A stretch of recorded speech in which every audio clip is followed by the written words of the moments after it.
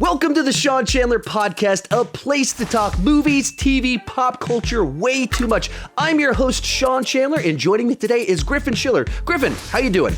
Hey, I don't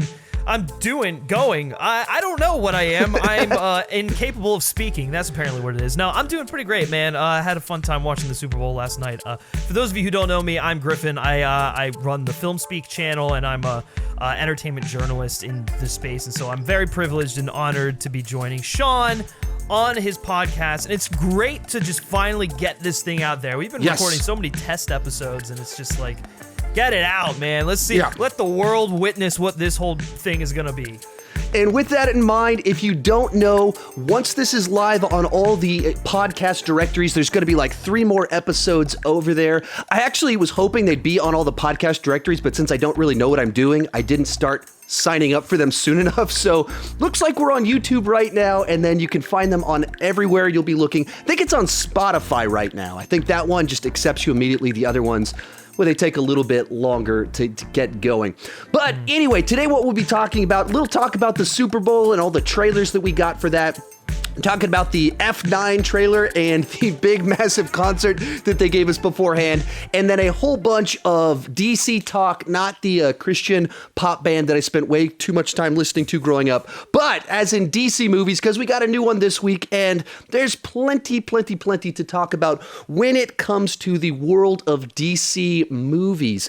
But so if you're listening over on any of your podcast sites, be sure to follow me, like, and then give me a little review over there to kind of help launch the trailer. I'm getting ahead of myself. Launch the podcast as we're starting something new, and hopefully we can get some nice momentum with all this. But our first topic of the day is the Super Bowl. So you said you watched it. I watched it with my kids. I was actually really proud of them. They watched the whole thing.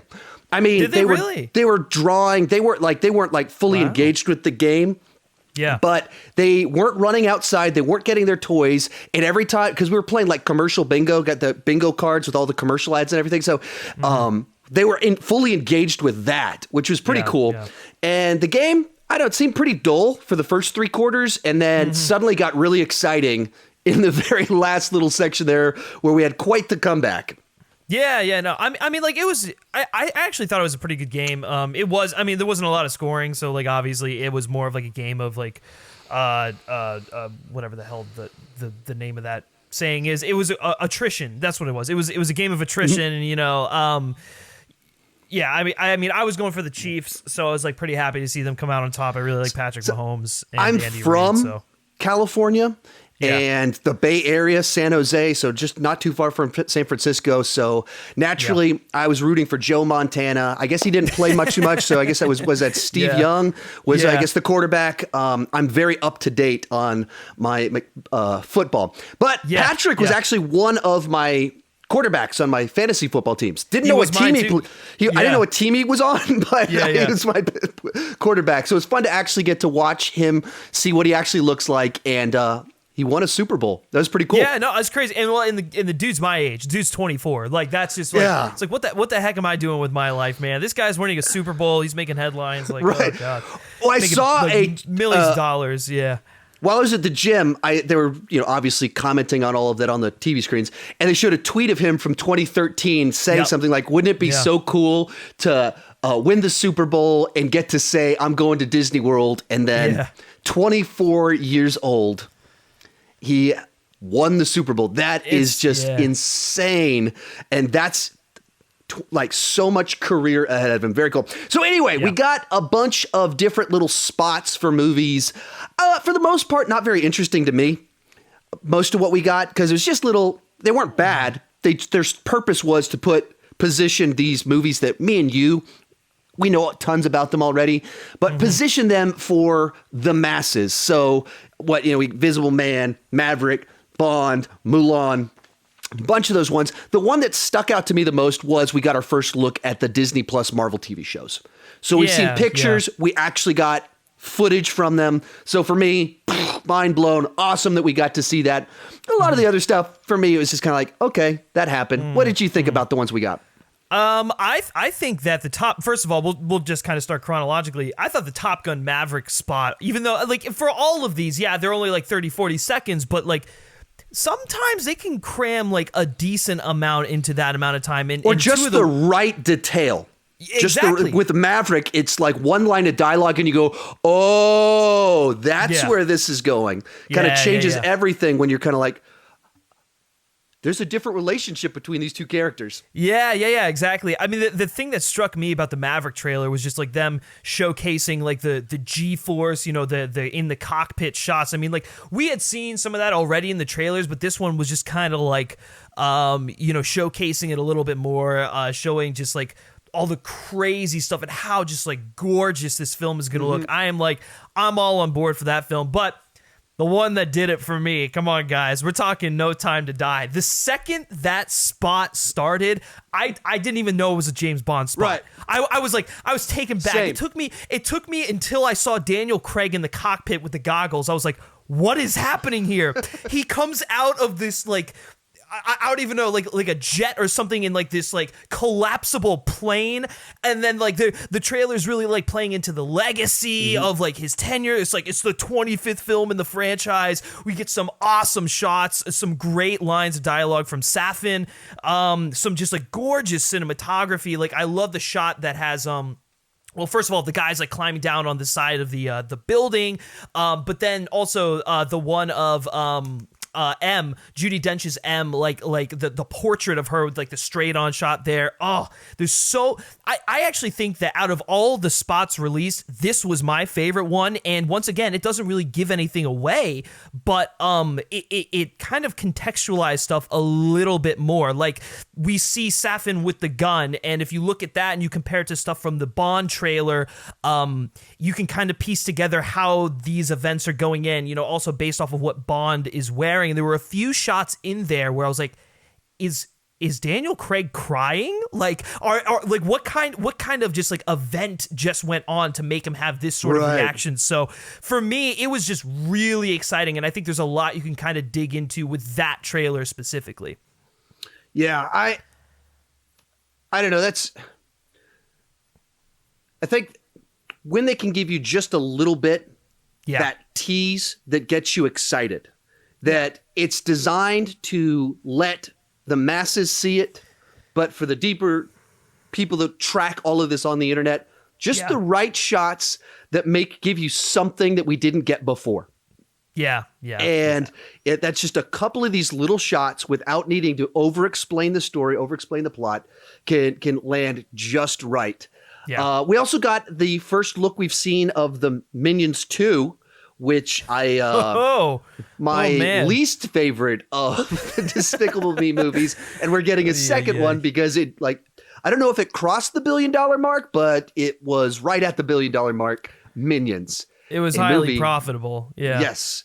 It wasn't even. Well, here's the thing: is like it wasn't even a Super Bowl spot. It was like a teaser for the trailer that drops Wednesday. Debut on Wednesday. Yay! Can't wait. I'm so excited for that one. Yeah. So there's some nice teases. Maybe it's because my mind was much more in family mode. Hey, my kids are actually watching this stuff that maybe some of them didn't pop to me. And also, like the Maverick one played right before the game, and my kids were still outside. And I was still trying to figure out technology. So I watched that one on the internet afterwards. So I didn't get the full oh, look what I just saw. So maybe that knocked it back a little bit for me, my excitement on some of them. But what did you think of the Black Widow one?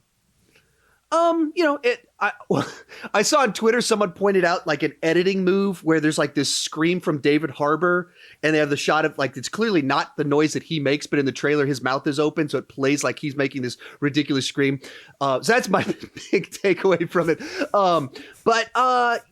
I like that we still don't know too much about it, but we're seeing just kind of this spy action movie inside of the MCU. I'm kind of actively trying to not overwatch some of these ones. If I'm not going to do a video on it, I'm trying to watch it the one time and just like have that gut reaction to it rather than the play-by-play of everything. Sure. Yeah. So I didn't rewatch it a bunch of times very intentionally to not oversaturate myself with this one. Like I overdid it on everything Endgame, and I don't feel I need to do that as much this go round. But I just enjoyed the spy vibe to it. Same. Yeah, no, same. And then the you mentioned it already, but the Disney Plus Marvel shows, it was just like cool getting a first look at that. I mean, WandaVision looks wacky, man. Yeah, that wacky is the right word. It just looks like really cool, and like Scott Derrickson is even hyping that thing up, and he's no longer attached with like Marvel anymore, and so it's like Paul Bettany saying like the movie's like effing bonkers, like or not the movie, the show, and so like everything they're saying and like the footage that we've gotten is pretty in line with like just this is gonna be unlike anything you've ever seen before, and I'm really just I appreciate Kevin Feige and Marvel taking a big swing with this one. Yeah. For me, the language I've been using, actually I have a video that's posting in about 23 minutes from when we're filming this. But what I said in that video was, I'm more intrigued. I'm curious. I'm not fully excited because I just don't know what it is. It is so weird and wacky that I'm like, this isn't what I signed up for when it comes to the MCU. So I kind of really like that. Kind of don't know what to make of that. It's in that category, which is fun. It's fun, but I can't fully say I'm fully excited the way I'm like Falcon Winter Soldier. I know what that's going to be, and I'm excited to see a spy TV show. I wanted them to do with Black Widow. I felt her character made sense to do that with, like do this deep, rich backstory series, but she's Scarlet, so she probably wanted a movie. Makes sense. So do the spy show with them. I'm totally on board for that, but so those are some of our quick impressions on that one. The big trailer we got on Friday with a whole event tied to it, F9, and they announced when they were doing like this. They said they were doing a concert, and then the trailer debut was like, what does that mean? And so I sit down when the time was for that to debut, and they had an hour and 15-minute long concert with everyone and their friends coming out, doing interviews, doing songs, and then we get a 4-minute long trailer. So I like big, dumb spectacle. I call them Taco Bell movies, fast food entertainment. So this movie looks incredibly dumb, all the melodrama. That's kind of what I want from my Fast and Furious movies. Where are you on F9? First of all, I just can't get over the fact that the name of this movie is F9, the Fast Saga. That's just absurd. But I think it really speaks volumes about this franchise when the most just absurd thing in this trailer is that John Cena and Vin Diesel are blood relatives. Like that is I just audibly groaned when like Michelle Rodriguez is like, what's his name? Jacob is Dom's brother, and I was just like, stop it right now. Like, you can believe me. Like, I will believe cars going into space, magnetized cars, like cars grappling off of the like Tarzan cliffs. swing. Oh, the Tarzan. Yeah, right. I'll believe all of that. But John Cena and Vin Diesel are not blood relatives. You have gone too far here, Fast and Furious franchise. That is a straw that broke the camel's back. No, it's. Yeah. In the pre-show, they had John Cena there, who had a very weird hairstyle. It's like, what? John Cena, I think you can afford a better stylist or style than this. But they're interviewing him. It's like, who's your character? And he goes, I can't tell you, but I can talk about it in about 5 minutes after we show this. And then you watch it and you go, oh, that's why you couldn't talk about it.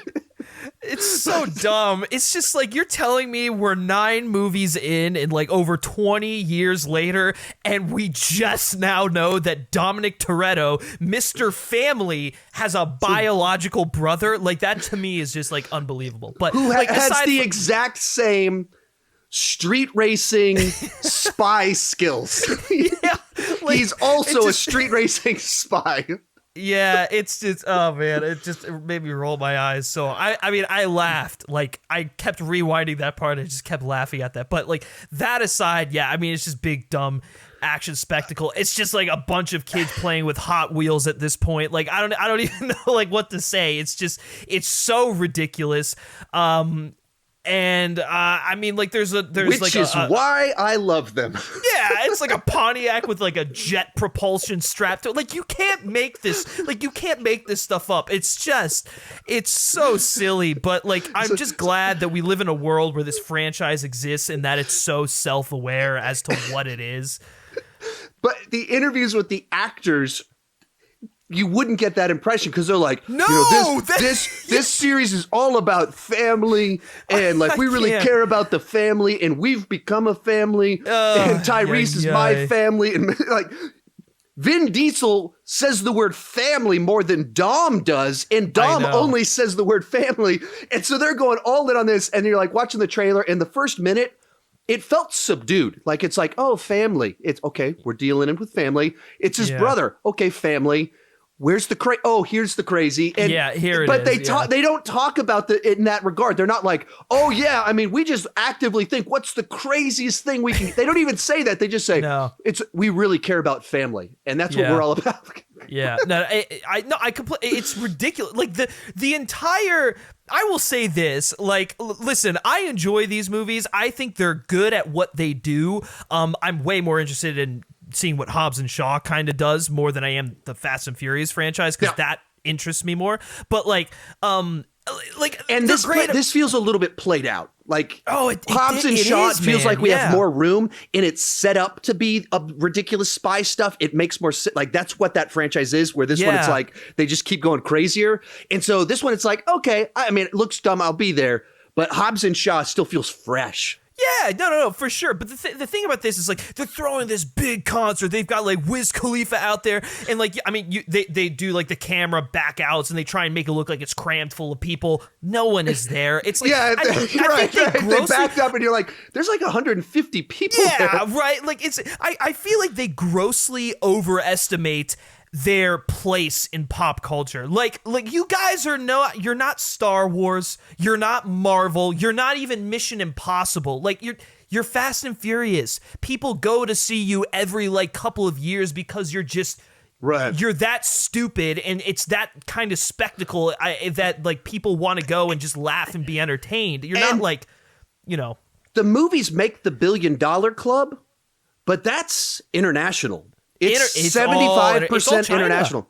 It's all China, man. Yeah, exactly. Because I listen, like these movies really play well to an audience. Like people have fun in them, but like I guarantee you, after its theatrical run, you go and you ask people, it's like, oh, when was the last time you watched the last Fast and Furious movie? Probably when it was last in theaters, because I know for myself, like I never go back and revisit these movies. Like they're just like it's just like a one and done, man. Yeah. And to your point, that theater experience is really good. Oh, it's fun. Fast 5 is one of the most fun movies I ever saw in the theater. I mean, people had muscle cars out in the parking lot, the whole deal. And but I mean, they're movies that when you're sitting at home, like, hey, I'll just put something on by myself. It doesn't play the same way as a packed room full of people pumped to see what they're going to do this time. Yeah, exactly. So, but they're dumb, and it's given me my kind of dumb. Even now, the dumb is getting into the melodrama side where John Cena and John Cena is playing Dominic Toretto's brother. All right, now we're going to move on to our big subject of the day. We're moving on to a whole lot of DC talking about, we got a new movie coming out, and I just kind of want to dive into a couple of different questions in regards to the DCEU and Warner Brothers, all their DC stuff in general. First question, at what point in time would you say that they're running equal to Marvel? Have they caught up? And then the other one of what went wrong that got them so far off? And then we'll dive into a couple of other things at the same time after that. But first one, so the last little run they've had since Justice League, they're doing good. And they're doing great. I mean, they're doing you've got so good. Oscar buzz. Like they're we're about to find out. Maybe they're about to win Oscars. All the early Twitter chatter, Birds of Prey, and you've seen it. Positive. Yep. Shazam, over 90% on Rotten Tomatoes. Interesting, different, fun. Aquaman, $1 billion club. So they're on a nice little run. So I've seen some other people. John Campe answered this question over on his channel, but that's what people kind of discuss. At what point in time do they catch up? What point in time have they passed Marvel and everything that they're doing? And I think that it's a little bit I think what the strategy specifically that DC's doing are standalone movies. So if you talk about award season, they've already won. They've already won. But if you're talking about a cohesive, tight franchise, I think Marvel they're so far ahead doing laps around DC. They've got to drop the ball for DC to pass them. That would be my perspective on it. Well, here's the thing. They're while they may have while both studios may have started out trying to do the same thing, they're on completely different trajectories right now. They're doing two completely different things. I don't even think you can really compare them anymore. Marvel's big MO has always been the interconnected universe. Yeah. We want to make stories that are interconnected. Like, yes, we will make films that are, within certain subgenres, but they're still going to have that MCU flavor. They're all going to feel like one cohesive vision. DC, I'm almost glad they learned their lesson from Justice League because it forced them to be different. Now we're getting movies like Aquaman, which is like balls to the walls, insane, swashbuckling action camp. Like, it's fun. Then you got movies like Wonder Woman, even before Justice League, that is like strong female protagonist, very emotional, dramatic. It's a period piece. And it's very much its own thing. And with Wonder Woman 1984, it looks like they're doubling down on that, on making it its own distinct thing. Then you get a film like Shazam, which, I don't really like I don't ever think about Shazam, but like it's the perfect movie for like families and like younger kids. It's got that like besides demons eating heads. Right, but even that I'd say is like equivalent to like some of the stuff in the older Harry Potter movies, or like even like films of the 80s like Goonies or like whatever, Gremlins or whatever, like even like some of Spielberg stuff and like Raiders or whatnot. So like it's comparable to that level. It's still family entertainment, and it's fun. We get Joker. It's their prestige picture. It's not even connected to the DCEU, but it's like they're doing stuff like this. And then you get Birds of Prey, which is what I would consider to be their crack at Deadpool per se, while being far better than either of those two films. It's like a crime comedy. So you say, I haven't seen Birds of Prey. I see it Wednesday. Yeah. You would say it's way better than both Deadpool movies. Maybe not way better, but better? I will not say way better. I will say that I prefer it because it's our not, buddy Zach Pope gonna beat you up when we're hanging out together. He will probably beat me up. No, listen, people will probably not agree with me. I just found what Birds of Prey doing to be fresh, and it doesn't beat you over the head with the fact that it's an edgy, R-rated, like fourth wall breaking crime comedy. Like I said in my tweet, it has like a dash of Tarantino in there, in the way it kind of approaches like these multiple storylines, like Pulp Fiction-esque stuff. But like it's interesting. It's different, and that's what I want to see. I want to see these comic book studios make movies that have their own identity, that have their own flavor. Yeah, we can interconnect them a little bit, but like that's not the main focus. The main focus is making a good movie that services the characters, and I think DC has really turned around on that. So you would say there's no comparison. There's no catching up because they're doing two different things.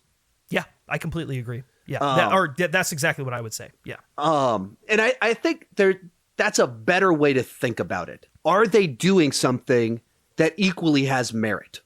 And right now, the stride they're on, yes. If you're just talking about in general, which one of these franchises better, overall quality of everything they've done. I mean, the MCU is just so prolific and so quality consistently. Almost nobody can catch up with that. Like 23 films, all of them fresh on Rotten Tomatoes, bukus of money, and fans love them. You can't catch up with that. But what you can do is your own thing.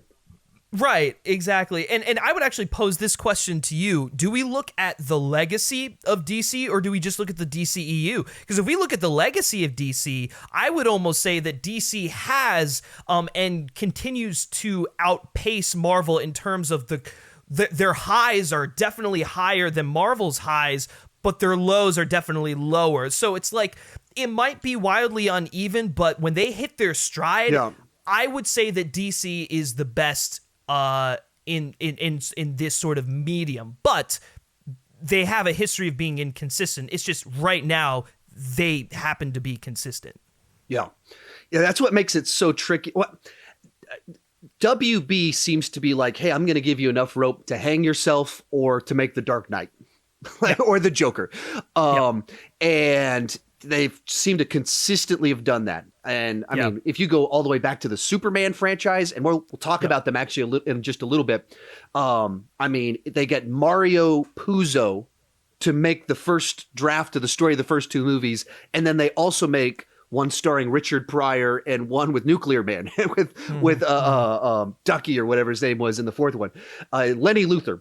I mean, they give them the freedom to do something that's memorable, might not be good, might be awful, or you could get some of the best that we've ever seen. Actually, whenever I did my top 10 comic book movies of all time, it was like, I think it was half and half, Marvel and DC. But the top 5 was DC 1. 5, 3, and 1 were DC movies. And someone still called me a DC hater in the comments. Like, just because the DCEU isn't in here doesn't mean I'm a DC hater. Yeah, that's crazy. That is super far from the truth. Just that first batch of DCEU movies had some inconsistency in there. But yeah, their legacy is pretty great. Yeah, exactly. And I'll say this for the DCEU, in the Snyderverse and stuff like that, even though those films might not have landed for everyone, for me, I think Man of Steel is a masterpiece. I think it's the best Superman film ever made. I think it's one of the best comic book films ever made. And I think BVS Ultimate is actually a pretty great superhero epic. I got to rewind real quick. On Man of Steel, in your best of the decade, where would Man of Steel be comparable in that list? Of movies in general. Yeah, it would probably be somewhere in the middle, maybe like upper middle. I can't remember. I'd have to go back and look where I placed it, but because I saw a thing where you had your favorite scores, and I misread it, and you had like Man of Steel is your favorite movie of the decade. I was like, whoa, he's got that way up there. It's like, oh, favorite scores. That's different. Favorite scores. I wasn't quite sure where you landed on Man of Steel, the movie. Yeah. No, well, I mean, the score is just—it's incredible. It's perfect. It's incredible. No. But like, here's for as much crap as like the early DCEU films get, you got to credit them with having a distinct directorial vision, which I don't think all of the MCU films necessarily have. Like a movie like Captain Marvel or a movie like Thor, The Dark World, or like, I'd even say Doctor Strange. They don't really like have like, it doesn't feel like the people who made them. It feels more like the product of like Kevin Feige, that's fine. That's franchise filmmaking. Like, you do whatever you want. Like, it's pick what you like and what you don't like. But like, I am more inclined to be more forgiving and to appreciate it when the director is given full creative vision and you can clearly see that it's their project. So let's kind of transition that point right there to what do we think went wrong with that 2016, 2017 era of movies there? Because it seemed obviously a lot of people didn't particularly like Batman v Superman. I gave it a positive review, and I would stand by that. Original even cut, the theatrical. I mean, it was this. It wasn't this. I mean, it was this. Right. But okay. I thought that there was a lot of things there that I enjoyed that were interesting, and then it was fleshed out with the director's cut. But I can see where the critics are. Like, I see why people would be like, "What on earth is this?" But I've always had a positive experience with it.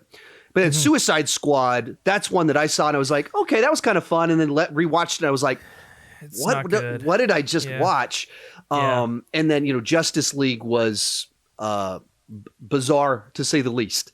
What went wrong? What's your take? Yeah, the biggest issue for me is with the DCEU in the early stages was just studio interference in trying to replicate the Marvel formula. That was their biggest Achilles heel. Because listen, like, Man of Steel got pretty middling reviews when it initially came out, but if you look at Zack Snyder's like track record, Zack Snyder's a divisive filmmaker. Like, people either really like the hyper stylized, mythic storytelling, or they don't. They find it pretentious. That's just what you're going to get with a filmmaker like Zack Snyder. And when you put all of your chips on that guy, you're going to get a movie that has mixed reception. But I think time has been very kind to Man of Steel, given other projects that have come out and just like, people sitting on it a little bit more. And I would actually say that for a majority of Snyder's films.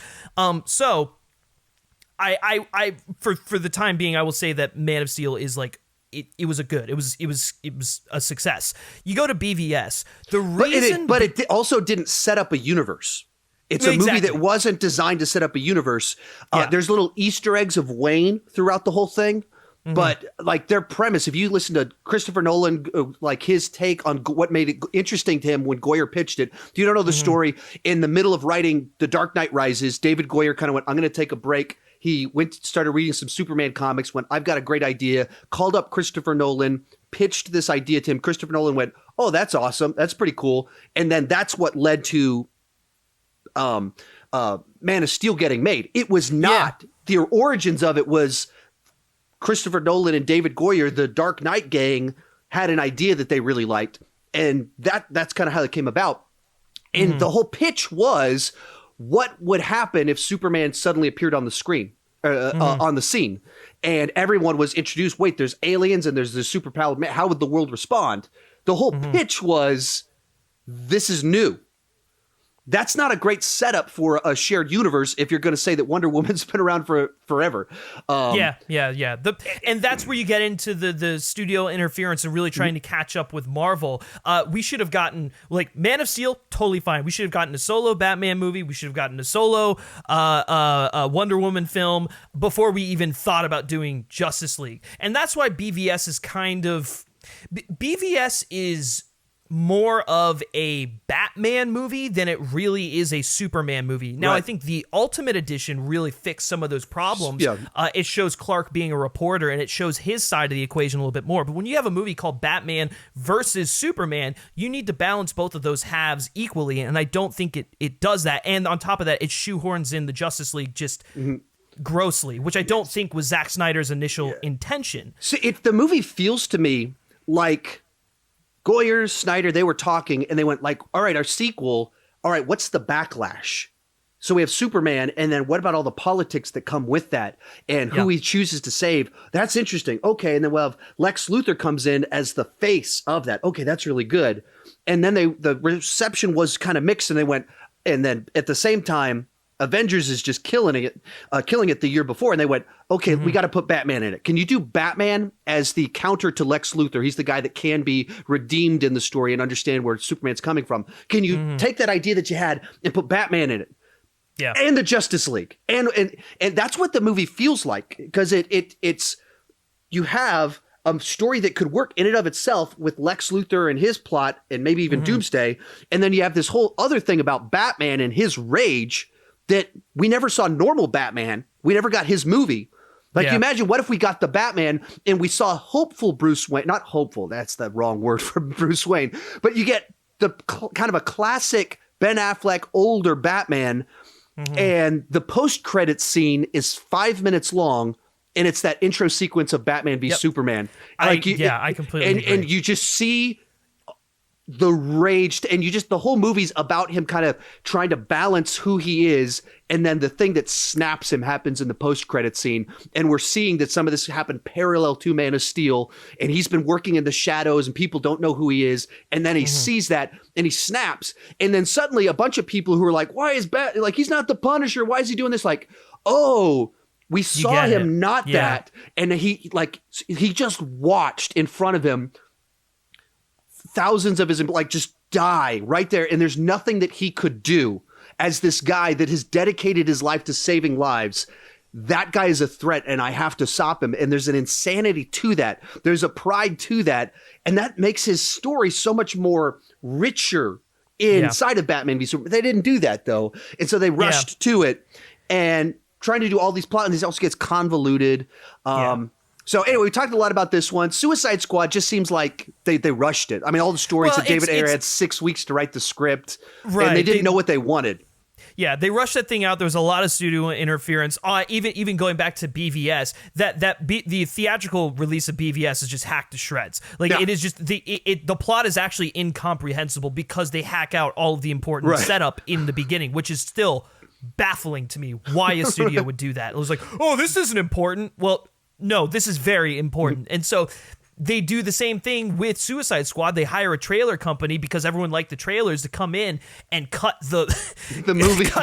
Re-edit the movie. And so what we get feels like a trailer. It's all music style as with character development. Yeah, exactly. It's all style with no substance, which this might be getting a little ahead of myself, but that's why Birds of Prey is so interesting, because it has style. It's got, very vibrant, sometimes abrasive style, but it all has a purpose, and it all works to, creating the feeling like you're inside the head of Harley Quinn. Whereas like Suicide Squad, it's like, oh, that was a really cool trailer. Let's do that, but for an entire movie. Yeah. And so you just get nothing, and the villains suck, and it's just like Jared Leto's being just completely pretentious and over the top. It's just like, what are we doing here, guys? Come on.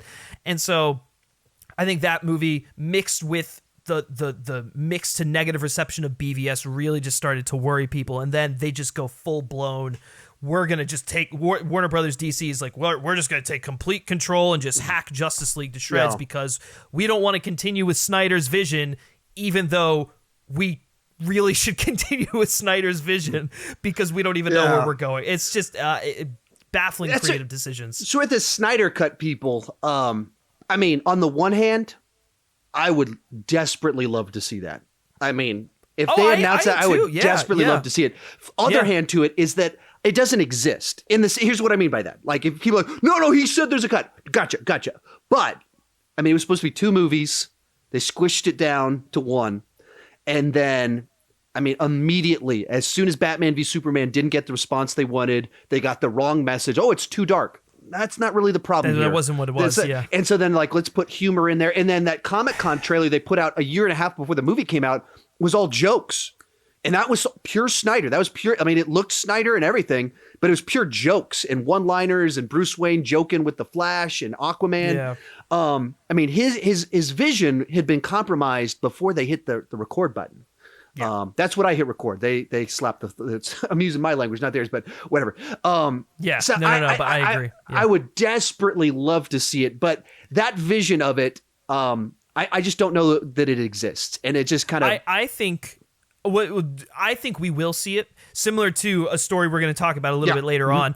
I think we're going to see it because I think first of all, you get all this stuff that Snyder's talking about. I think he's just going to finance the project himself because he is the type of creator who will not be able to sleep at night unless his vision is put out there for the world to see. I mean, he made a movie like Sucker Punch and he still stands by it. Like, Sucker Punch is not a great movie, but it's all Zack Snyder. It's his vision, and I can't see him just like living with himself knowing that his name is attached to this monstrosity that clearly was not his vision. And so even that he's not going out there bad-mouthing it. He's not doing anything to trash Whedon. He's not doing anything to actually like cause trouble, but he's doing everything he can to be like, here's the thing I was excited about. Here's what I was working on. Here's a little bit more of what's out there. And he's been posting these pictures all along. I mean, and he keeps doing it. He keeps teasing them because, and then the fact that, when you have Jason Momoa, like, oh, yeah, I saw something. He showed me. It's like, right. Yeah. He's got something that he wants to get out there. So I can't wait till the day that happens or whenever that it'll happen. I mean, when I say it doesn't exist, I'm not saying I don't want to see it. And I'm not saying that there's not a thing that we'll probably see. What I'm saying is that his actual vision is very different from what he was able to film. And I think that's why I think we'll be underwhelmed even when we do get it. I think it absolutely will be an improvement without question. But at the same time, I think it won't be like the full thing that we were hoping it would and could be because it was compromised before they hit record. And to even just kind of a couple more thoughts on some of the things where I think they went wrong. If you're going to try and do a shared universe, Zack Snyder, I don't think was ever the right guy to do it. No, absolutely not. That's why, and I don't mean to cut you off, just real quickly. That's why I think once we do get this Snyder cut, these 3 films, like Man of Steel, BVS Ultimate, and the Snyder cut Justice League, that will be a great Elseworld trilogy. Yes. That's something. It's this Elseworld Snyder vision that I'm glad exists, that I'm glad happened.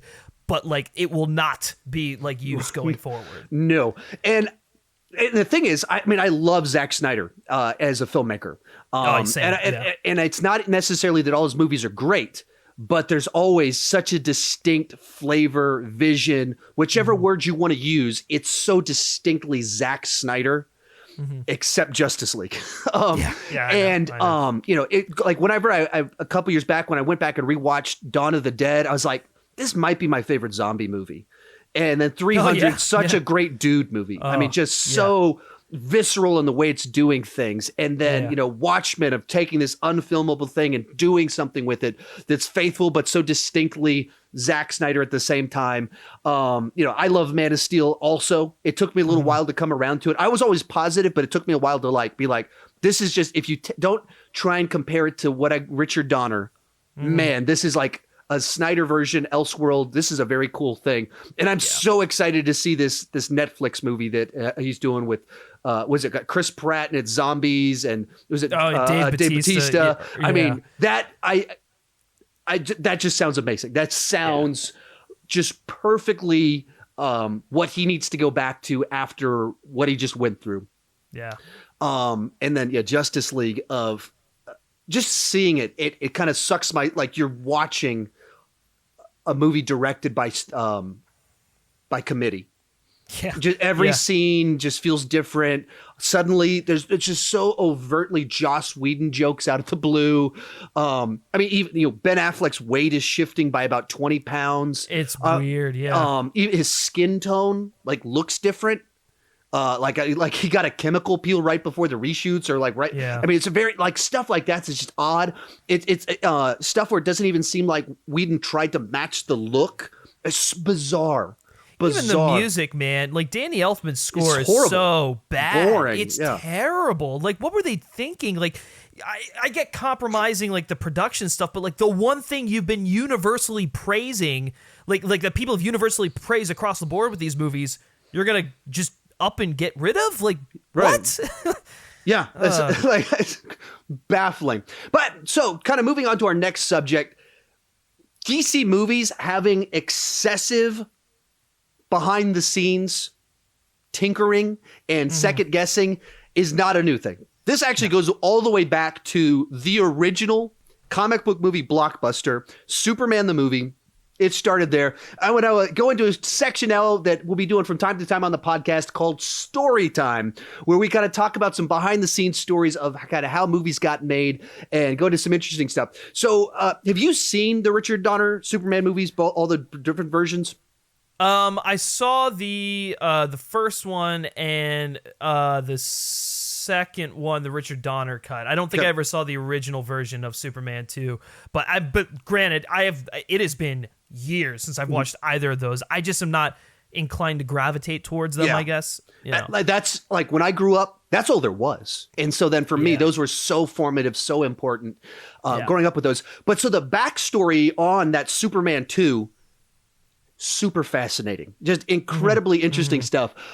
Because originally these father-son duo called the Salkinds bought the rights to Superman, and they just wanted to make money. They saw that as a way to make money. They weren't really passionate about the material, so they went let's do a big blockbuster about this American mythology, basically. And so who can we get in the mid-70s who's the best? We'll get Mario Puzo. This is right after Godfather 1 and 2. They're like, how do we get the best guy for this? Mario Puzo to kind of make this big script out of it. And then they bring in Tom, was it Mankiewicz? He did a bunch of Bond films to then touch the script up. And, Puzo was way over the top. And Tom kind of shapes it into something. They hire Richard Donner, Goonies, Lethal Weapon to direct it.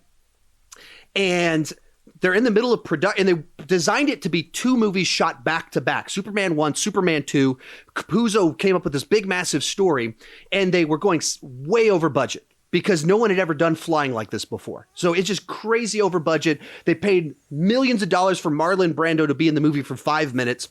And so they start trying to rush Richard Donner, and they were shooting 1 and 2 back to back. And they shot 80% of number 2, 80% of it.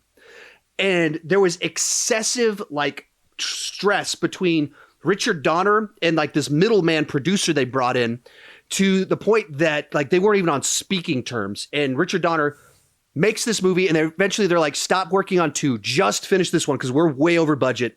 They put the movie out, huge, massive hit, and makes bukus of money, but they didn't like working with Richard Donner because he was fighting back with them and he went over budget, and so they didn't bring him back. But they had a movie that was only 80% complete, and they didn't want to pay Richard Donner, and they didn't want to work with him, and so for the director they brought in to finish it to get directing credit, he has to shoot over 50% of the movie. That's the way the Directors Guild works. So he has to reshoot and retinker 30% of the movie that's already been shot so that he's done over 50% of the movie. So he comes in with a whole new intro to the movie, little insert scenes throughout the whole film. And it was a guy that doesn't really like Superman. And so he starts introducing all these weird powers for Superman, like he can rip the S off of his shirt and throw it at people, and it wraps around people, and he can multiply himself in the Fortress of Solitude, like weird stuff, and added like slapstick into it. Yeah. And so then the movie comes out and it's a hit. And then all these TV versions that they showed back in the 80s were like 30 minutes longer, and they added the Richard Donner footage into a bunch of these TV broadcasts of it. So the version I had growing up on VHS tape had multiple, like it had 20 minutes of this Richard Donner footage. So I bought it on DVD 10 years later, and I was like, wait, where's 20 minutes of the movie? Where'd that footage go? And I didn't know what I was seeing because there's pre-internet footage and internet information everywhere. Yeah. And then about 14 years ago, they finally let Richard Donner make a cut of the movie. And so Richard Donner actually gets to go back and finish his version of the film.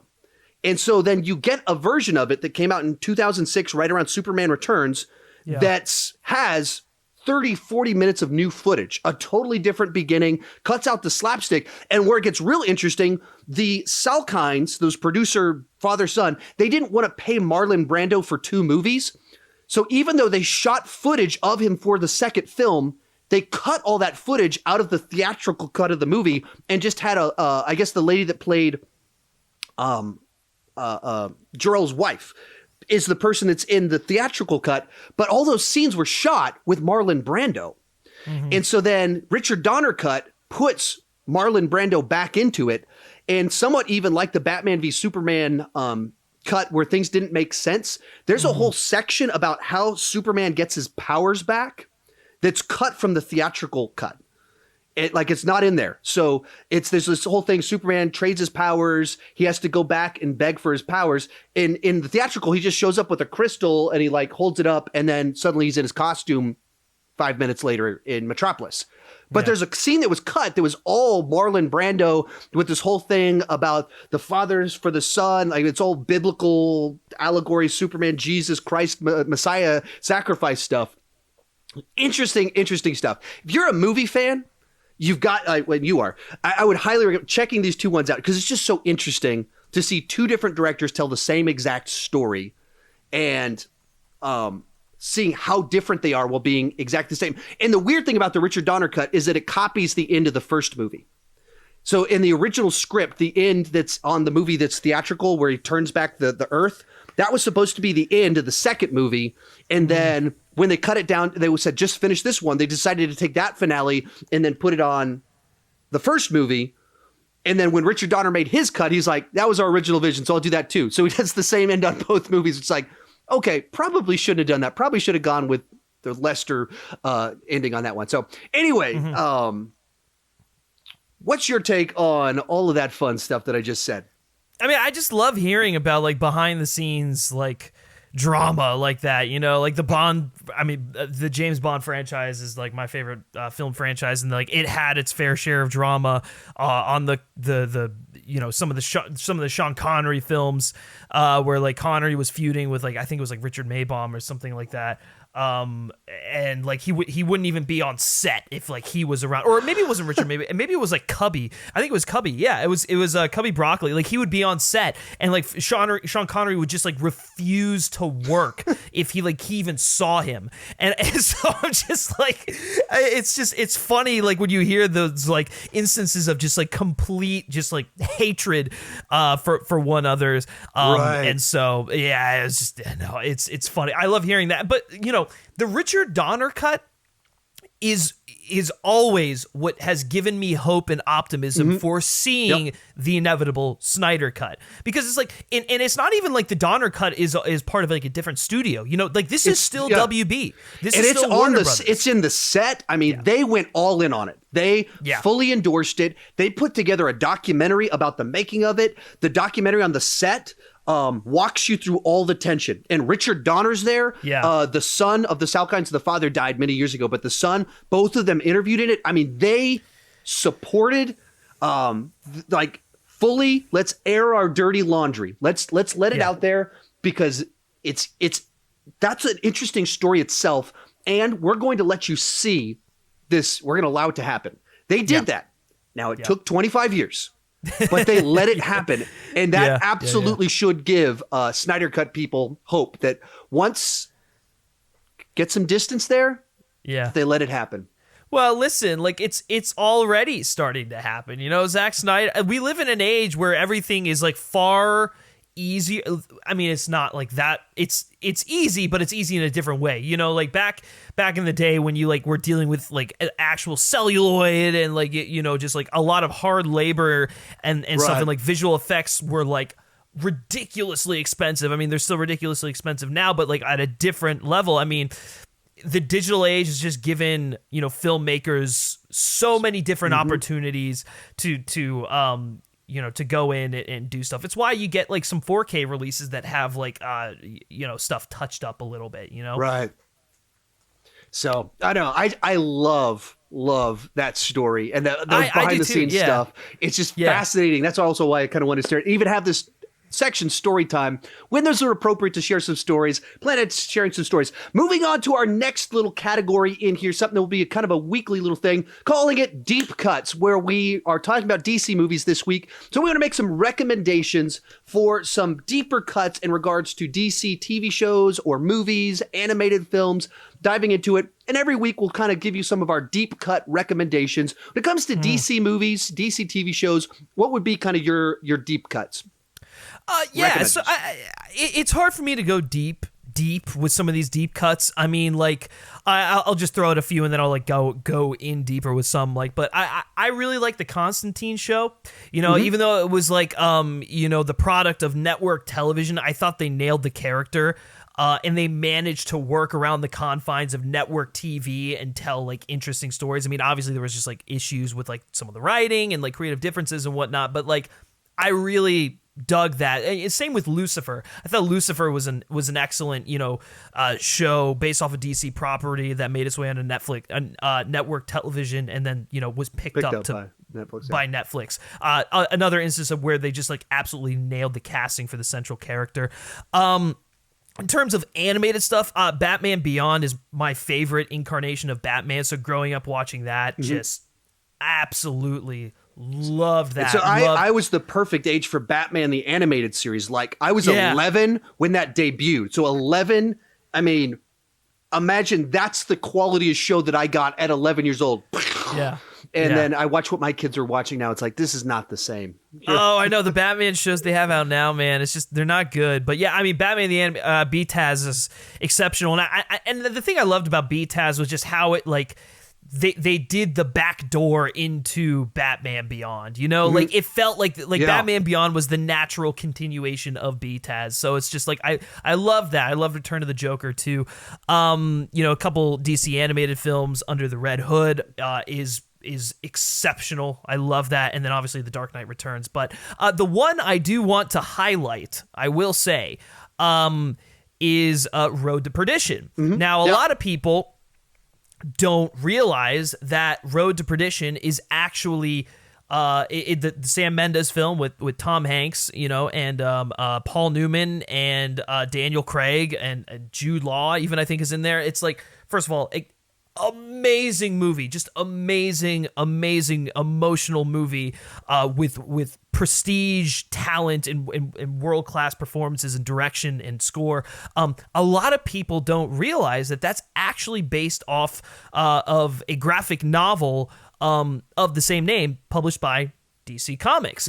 And so, you know, just when you kind of like put that into perspective and you're like, oh, Sam Mendes the guy who won an Academy Award for American Beauty went and adapted like a graphic novel.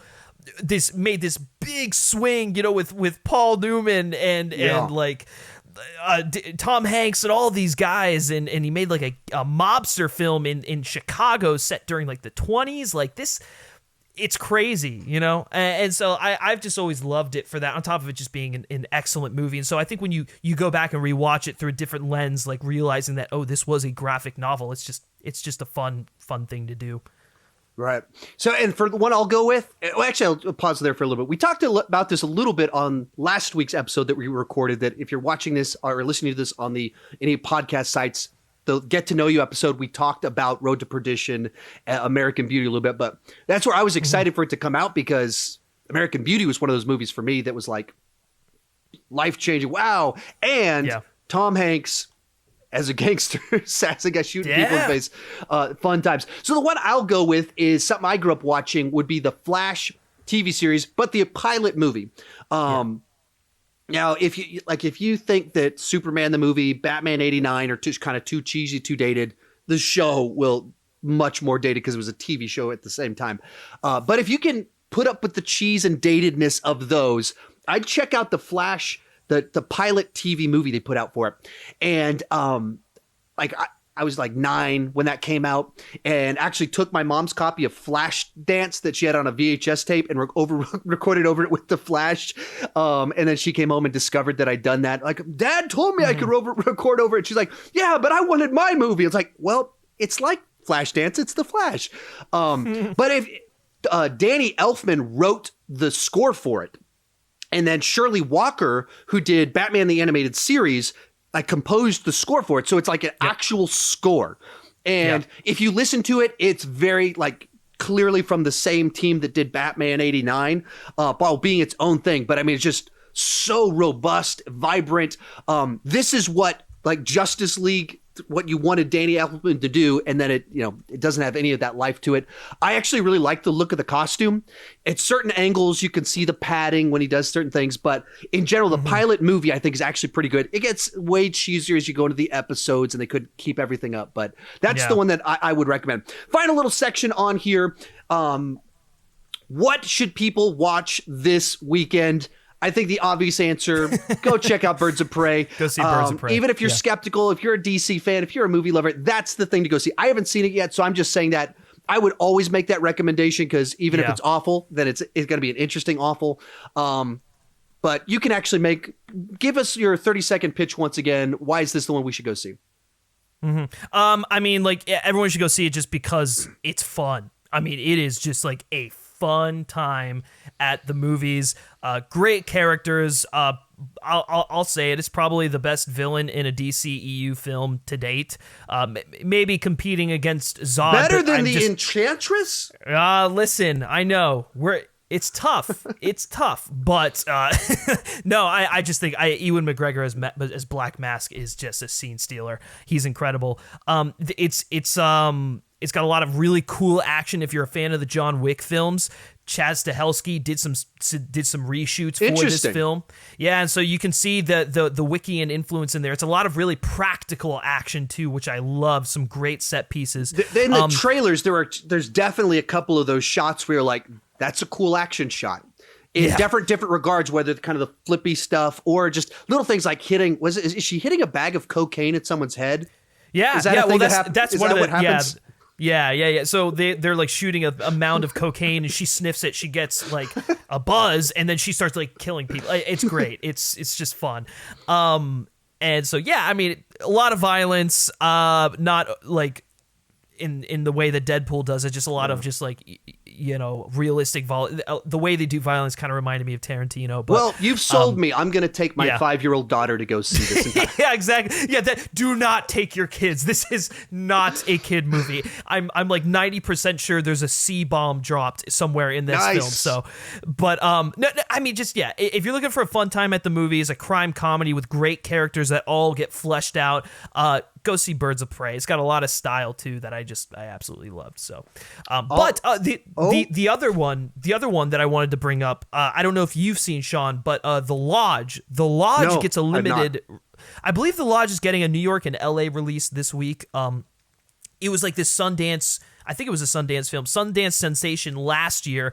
Excellent horror movie that I'm actually seeing tonight. I have not seen it, but I've only heard like amazing things. So like if you were in LA or New York or wherever The Lodge is showing, maybe consider checking that out if you've already seen Birds of Prey or if you don't want to see Birds of Prey.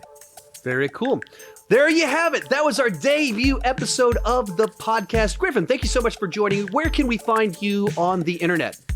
Yeah, you can always check out the Film Speak channel for more movie reviews. We got an award season show called The Front Runners. We're gearing up for the Oscars this Sunday, so we're going to be having a lot of fun for that. You can also just follow me on Twitter at Griff Schiller. Next week, we'll be back and we'll be talking, of course, about the Oscars.